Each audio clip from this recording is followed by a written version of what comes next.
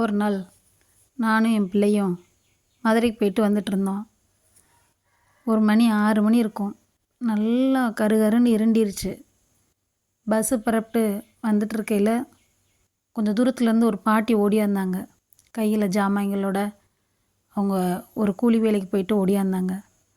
வேகமாக வந்து பஸ்ஸை நிறுத்தி அந்த பஸ்ஸில் ஏறி ஒரு சீட்டை பிடிச்சி அப்பாடா அப்படின்னு உட்கார்ந்தாங்க.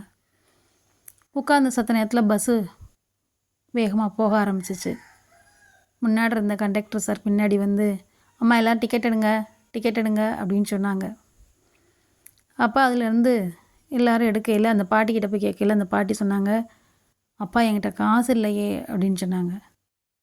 காசு இல்லையா, எதுக்குமா நீலாம் பஸ்ஸில் ஏறுற அப்படின்னு அந்த கண்டக்டர் சார் கோவமாக பேசினாங்க. அந்த பாட்டி அவங்க வேலை பார்த்தல களைப்போட, இல்லைப்பா எனக்கு வந்து இது ஃப்ரீ பஸ்ஸுன்னு நினச்சிட்டேன்னா அப்படின்னு வருத்தமாக சொன்னாங்க. நீலாம் ஏம்மா எதுவுமே தெரியாமல் எந்த பஸ்ஸில் கட்டி ஏறுற, முதல்ல பஸ்ஸை விட்டு இறங்குமா அப்படின்னு சொன்னாங்க. அந்த பாட்டிக்கு என்ன பண்ணுறதுனே தெரியல. சரிப்பா என்கிட்ட காசு இல்லை, நிறுத்துங்க, நான் வேணால் இறங்கிக்கிறேன் அப்படின்னு இறங்க போனாங்க. அப்போ அதில் எத்தனையோ பேர் இருந்தாங்க.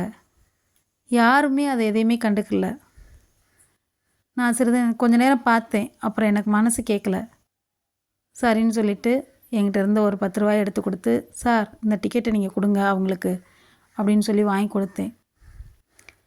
அன்றைக்கி ஏதோ நம்ம ஒரு பெரிய தானம் பண்ண மாதிரி எனக்கு ஒரு சந்தோஷம் கிடச்சிச்சு. அதோடு இல்லாமல் அதை பார்த்துக்கிட்டு இருந்த என் மக எனக்கு கை கொடுத்து, அம்மா சூப்பர்மா அப்படின்னு சொன்னான். அது எனக்கு வாழ்க்கையில் ஒரு பெரிய சந்தோஷத்தை கொடுத்துச்சு. நம்மளால் முடிஞ்ச சின்ன சின்ன உதவிகளை செய்யலாமே.